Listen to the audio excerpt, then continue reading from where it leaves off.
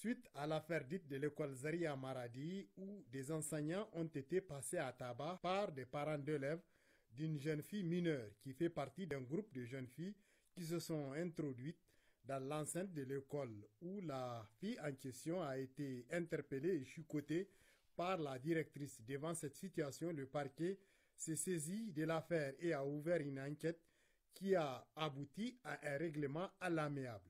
Le vendredi 27 mai 2022, une dizaine de jeunes filles mineures âgées de moins de 13 ans se sont introduites sans raison apparente dans l'enceinte de la cour de l'école Zaria, alors même qu'elles n'étaient pas inscrites dans la dite école. Ayant constaté cela, la directrice de l'école Zaria 1 a ordonné aux 10 groupes de jeunes filles de rebrousser chemin.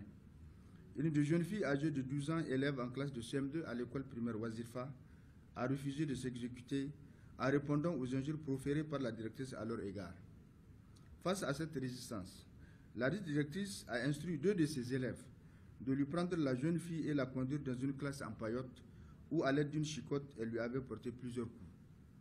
La jeune fille chicotée a aussitôt rendu compte de sa mésaventure à sa mère qui, sans désemparer, s'est subitement rendue à l'école accompagnée de 7 autres femmes pour venger leur fille.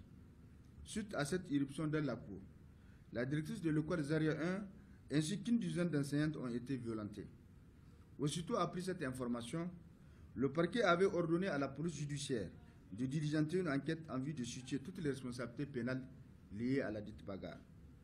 À l'issue de l'enquête, il ressort que les responsabilités sont partagées de part et d'autre, raison pour laquelle le parquet d'instance a rencontré les 2 protagonistes en vue de trouver un compromis, et cela en présence constante du collectif des syndicats du secteur éducatif et de la formation de la région de Maradi.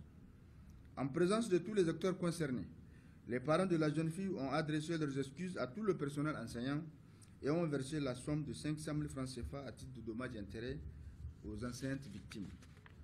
Une situation qui interpelle les parents d'élèves qui doivent faire preuve de responsabilité devant certaines situations. Ainsi, le parquet d'instance met en garde tout parent qui s'aventurerait à mettre le pied dans une école dans le but de s'aimer le trouble. Ces genres d'actes seront sévèrement sanctionnés conformément aux lois en vigueur.